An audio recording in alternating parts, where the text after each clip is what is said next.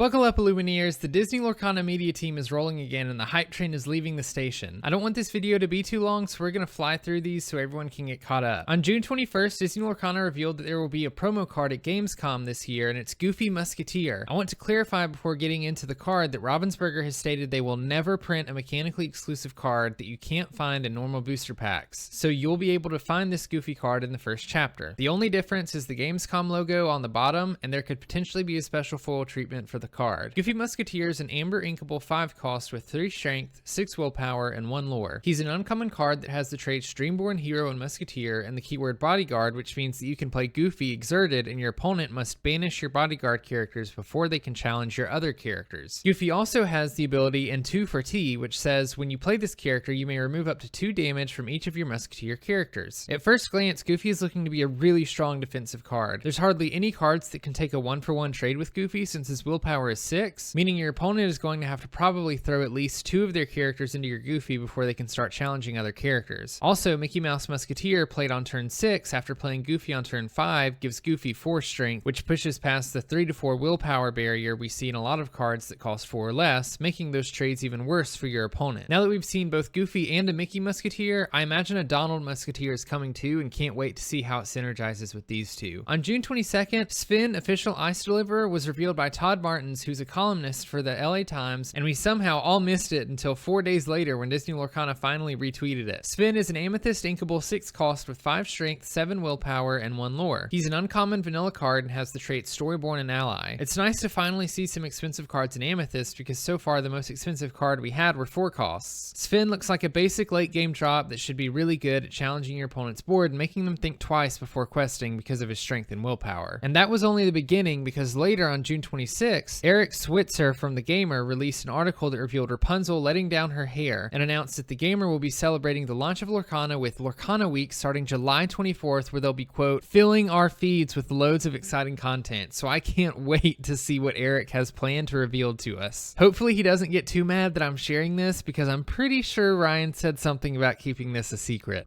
Thanks for stopping by, Ryan. It's so great to see you. Thanks for having me. It was great. And want to see something cool? Sure.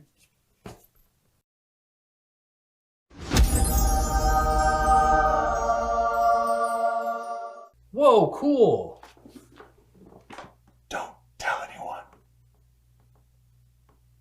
Rapunzel is an inkable 6 cost card with 5 strength, 4 willpower, and 2 lore. She's an uncommon card with the traits Dreamborn Hero and Princess and has the ability Tangle, which says when you play this character, each opponent loses 1 lore. I'm personally very excited to see another ability that interacts with your opponent's lore. Rapunzel is definitely a card that gets better in multiplayer games because each opponent loses lore. I'll be interested to see if she finds a place in standard play just because she's uninkable, and you can only run so many uninkable cards if you want to consistently ink a card every turn. Even for 1v1, she's not a terrible card because she can cause a 3 lore swing by taking 1 lore, then questing for 2 the next turn, and her 5 strength makes her a pretty strong challenger if you need to get rid of any big threats. It's really going to come down to whether or not you have space in your deck to run any extra uninkable cards. To top off June 26th, which just happens to be 626 Day, Disney Lorcana revealed Stitch Carefree Surfer. Stitch is an amber inkable 7 cost with 4 strength, 8 willpower, and 2 lore. Stitch is a legendary card with traits Dreamborn Hero and Alien and the ability Ohana, which reads when you play this character, if you have 2 or more other characters in play, you may draw 2 cards. It's no secret that one of my favorite characters is Stitch, but I also love Pudge, who makes an appearance in the card with Stitch holding his peanut butter sandwich. For that reason alone, I think this has to be one of my new favorite cards, and I can't wait to see what this looks like in foil. Overall, it looks like a really solid card and lines up directly with the type of deck you'd want to play Rockstar Stitch in as well. You play a bunch of cheap units with Rockstar Stitch to draw a bunch of cards, and you play what I will now be referencing as Pudge Stitch from now on, and draw more cards because you flooded the board. Maybe you play Goofy to protect everyone and you're in a pretty solid spot. It certainly helps that Pudge Stitch is inkable, but also he is ginormous at 8 willpower. Only other expensive cards can challenge him for a 1-for-1, and not all of them can even do that. Because this is a legendary card, I'm sure it'll be a chase card, and out of all of the known legendaries right now, this is the one I'm chasing after. On June 27th, IGN released an article that revealed Maui Demigod. Maui is a steel inkable 8 cost card with 8 strength, strength, 8 willpower, and 3 lore. He's a rare vanilla card with traits Storyborn Hero and Deity. Even though Maui's only a vanilla card, he is a huge bomb drop on turn 8. 3 lore is nothing to laugh at and puts a lot of pressure on your opponent. Unless they're running Dragonfire or Let It Go, they're gonna have to spend a lot of resources in order to slow Maui down just because of his stats. I don't hate the art as much as I've heard some people do, but I think this is a very solid late game finisher in Steel. The reveals just kept rolling out because on June 28th, Amy Ratcliffe released an amazing article on Nerdist that talks about the art design of the cards and ink symbols, which I really enjoyed and recommend you all go read. They also revealed 4 new cards in the article. The first card revealed was Ariel Who's It Collector. She's a sapphire uninkable 4 cost with 3 strength, 3 willpower, and 1 lore. She's a rare card with the traits Storyborn Hero and Princess and has the ability Look at This Stuff, which says whenever you play an item, you may ready this character. This card looks absolutely bonkers, people. Not only is Ariel a princess, which means she can be readied by Moana, but she can also just ready and quest again and again if you keep putting items down. We already have Coconut Basket as well as Dinglehopper and Lantern for cheap items Ariel could use to pair with the princess package. As long as you can keep Ariel from being banished, she's a real threat to the board because of the amount of lore she could potentially gain in one turn. And I don't even want to talk about what might happen if you pair her with Mulan and get any ruby items. The next card revealed was Peter Pan Never Landing. He's an emerald inkable 3 cost with 3 strength, 2 willpower, and 1 lore. He's a common card with traits Dreamborn and Hero and the keyword evasive, which means only other evasive characters can challenge him. We're starting to see more evasive characters outside of Ruby, which is a good thing. Cheaper evasive characters like Peter Pan are going to be a way to apply early lore questing pressure, forcing your opponent to have an answer before it gets out of control. I have to point out the flavor again between cards in this game. Peter Pan's flavor text is "What's the matter, Hook? Can't you fly?" And both Forceful Duelist Hook and Captain of the Jolly Roger Hook can't touch Peter Pan since he has evasive. In fact, Peter Pan could actually challenge Forceful Duelist Hook and survive the challenge, but as soon as Hook gets his hand on his cannons, he's able to shoot Peter Pan right out of the sky, even at full health. I've said it multiple times, but it's obvious at this point that the design team intentionally created interactions like this in the game, and I love every bit of it. After Peter Pan, we were shown Simba, Future King. Simba is a steel inkable 1-drop with 1 strength, 2 willpower, and 1 lore. He's a common card with the traits Storyborn Hero and Prince and the ability Guess What, which says when you play this character, you may draw a card, then choose and discard a card. I think the art looks phenomenal on this card, and Nicholas Cole did a great job. Steel is full of decent 1-drops already, so I'm not sure where Simba fits into this. He's certainly a good character if you're okay with playing a slower deck and you're just trying to filter through your hand to find cards you want instead of playing cards like Goons or Captain Hook that would be better at keeping control of the early game. I think it'll be really meta dependent on whether or not we see Simba run. The upside is that Simba isn't a terrible card later in the game because as long as he isn't the only card in your hand, you can always play him and dig for the cards you're really looking for. The last card revealed in this Nerdist article was Zeus, God of Lightning. Zeus is an amethyst uninkable 4 cost with 0 strength, 4 willpower, and 2 lore. He's a rare card with the traits Storyborn and Deity with the keywords Rush and Challenger +4. Rush just means the character can challenge the turn it's played, and Challenger gives its character a strength buff when challenging. Zeus is basically a combination of Dr. Facilier and Rafiki, having the bigger willpower to maybe survive a challenge and the ability to rush into a challenge and take out an opposing threat unexpectedly. I think the flexibility is where this card really shines. Although a card like Dr. Facilier has the Challenger keyword, he actually makes a really good quester because you can gain lore and your opponent has to waste usually more than one character banishing him, meaning that's an extra turn they aren't questing. The same thing could apply to Zeus here. If you don't need him to challenge anything, play him normally and quest for 2 lore, progressing your win condition and potentially slowing down your opponent. If you're behind and need something to take out a threat, you can also use Zeus to do that with Rush. It's hard to say right now if it's better to just run Rafiki instead of Zeus, since Rafiki will deal some damage to the character challenging him. Rafiki might be a little cheaper, making the card being uninkable a little less problematic as well. Finally, to end the week off, comicbook.com released our good pal Donald Duck strutting his stuff. Donald is a sapphire inkable 5-cost card with 4 strength, 3 willpower, and 2 lore. He's a common card with the traits Dreamborn, Hero, and Inventor, and has the keyword Ward, which means opponents can't choose him except a challenge. That basically means Donald can only be banished in a challenge. Again, I have to say I absolutely love this art. The blues are so pretty, and Donald plus the robot has so much personality, I love it. We only have a couple inventors revealed in the first chapter so far and don't have any cards that synergize specifically with them, but I'll be really interested to see what that ends up being. The reason I say this is because Donald seems to be pretty understated for his cost. Ward is certainly a strong ability, but there are many cards that can banish him in one hit, even all the way down to 1 ink with Captain Hook, meaning you might get 2 lore out of Donald before he's banished. He does punch back pretty hard with 4 strength, but if you want to guarantee 2 lore, you're probably better off running cheaper cards that can quest for 2 lore already. already. It makes me wonder if we won't see some sort of stat buffs that synergize with either the hero trait or the inventor trait, which could make Donald a little bit better. Even if he was just an ink or two cheaper through inventor synergy, that would be nice, but we'll have to wait and see. This next week, we finally saw cards being revealed by content creators, starting with Merlin, self-appointed mentor, being revealed by German YouTuber Majin Dalucard on July 5th. Merlin is a Sapphire inkable 4 cost with 3 strength, 4 willpower, and 1 lore. He's a common card with the traits Dreamborn, Mentor, and Sorcerer, and has the keyword support, which means whenever Merlin quests, you can add his strength to another character's strength for that turn. Merlin looks like a very solid card, especially with this support keyword. When I first saw support on Hey Hey, I was a little whelmed because there were so many more 1 costs I found more efficient than him, and was scared the support keyword was going to be one that usually just wasn't worth it. But I can say being able to quest for 1 lore plus give something else 3 strength is really nice. For context, you could take out Goofy Musketeer with a single character as long as they had 3 strength using Merlin, which makes what would normally be an unfavorable trade because you needed to challenge with 2 characters, a trade you're happy with because you're only trading with 1. On July 6th, the Lorcana France Discord were given the privilege of revealing 3 new cards, the first of which being Befuddle, which is an amethyst inkable 1 cost action card that says return a character or item with cost 2 or less to their player's hand. This could make for a really fun combo card. I'm already thinking of things you can do with Ariel by bouncing your items back to your hand and playing them again, or with items like Coconut Basket, bouncing cheap units to play again and healing all of your characters. It could also be used as a card to get rid of annoying opposing cheaper characters if needed. Next, they revealed Tinkerbell Giant Fairy, who is a steel inkable 6 cost with 4 strength, 5 willpower, and 2 lore. She's a super rare card with the traits Floodborn, Ally, and Fairy, and can shift on top of another Tinkerbell card for 4 ink instead of 6. She has the ability Rock the Boat, which says when you play this character, deal 1 damage to each opposing character, and another ability called Puny Pirate, which says during your turn, whenever this character banishes another character in a challenge, you may deal 2 damage to chosen opposing character. This card is so good.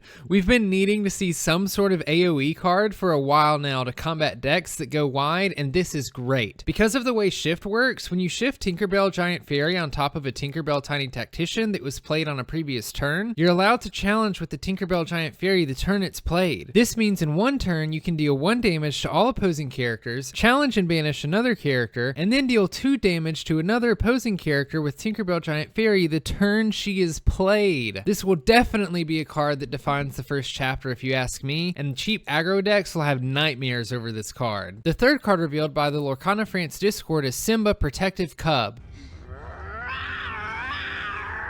Simba is an amber inkable 2 cost card with 2 strength, 3 willpower, and 1 lore. He's a common card with the traits Storyborn Hero and Prince, and has the keyword Bodyguard, which has to make him, if not the best, then one of the best 2-drops in the game. When compared to Minnie Mouse Beloved Princess, Simba is the clear winner outside of maybe putting Minnie in a Princess deck instead. Although Stitch decks took a real hit with the reveal of Giant Fairy Tink, Simba is an amazing card in this deck for so many reasons. Simba synergizes perfectly with Stitch Rockstar because you can play Simba and exert him to draw a card with Stitch's ability, and now you have Simba on board to protect all your other little characters that you're also exerting for cards. You can also make aggressive early game plays by playing things like Maleficent Biding Her Time or Pascal on turn 1 into Simba turn 2, and now your opponent has to get through Simba in order to stop you from questing a second time with those other cards. Even outside of Stitch decks, this card is going to be a great way to add a little bit of protection to your board for cheap and maybe throw off your opponent's game plan just a little bit. To end off the week on July 7th, another German content creator, Brett Ballet, revealed Kronk Right Hand Man. Kronk is a steel inkable 6 cost card with 6 strength, 6 willpower, and 2 lore. He's an uncommon vanilla card with the traits Storyborn and Ally. Kronk is essentially a pared down Gontu and overall has good stats. 2 lore allows him to quest efficiently, and he has big enough stats that he possesses a threat. It's also worth mentioning he has 1 extra strength and 1 extra lore than Cerberus for only 1 more ink, which I think is pretty good because that jump from 1 to 2 lore is really nice. Finally, Disney Lorcana decided since Kronk was the 101st card to be revealed, July 7th was also a good day to reveal Pongo, Ol Rascal from 101 Dalmatians in the Disney Lorcana HQ Discord server. Pongo is a ruby inkable 4 cost card with 2 strength, 3 willpower, and 2 lore. He's a common card with the traits Storyborn and Hero and has the keyword Evasive. I'm so happy to see another Evasive in Ruby, as that's my favorite ink and I love the keyword. Pongo gives us an even cheaper option than Goofy, so we can really start applying that questing pressure capture early. I haven't tested Pongo yet, but he just looks like a really well-made card because he fulfills the role in evasive once by having 2 lore, but also has just enough willpower that if your opponent plays a Peter Pan or has a smash in hand, Pongo doesn't get out of control. And that officially puts us halfway through all the cards being revealed for the first chapter in Disney Lorcana. 16 cards were revealed in just the past 2 weeks, so it's looking like reveals are really ramping up, and I can't wait to see what else is in store for us. I want to know what your favorite card is so far out of all the known cards in the first chapter. Let me know in the comments. Make sure to subscribe to my channel if you want to stay up to date on all things Lorcana. I'll be covering all of the other half of the cards that need to be revealed, and I'll be at Gen Con at the beginning of August to be one of the first people to get their hands on Lorcana cards, and you don't want to miss what I have planned. You can also follow my Twitter because I try to cover news as soon as I learn about it on there. Don't forget to like the video if you enjoy my content. Also, all the articles and posts in this video are going to be in the description. I highly recommend checking out those articles released because they were really awesome reads. Most importantly, don't forget to take care of yourselves. My name is Brandon, also known as B Squared. Thank you for watching, and I'll see you in the next one.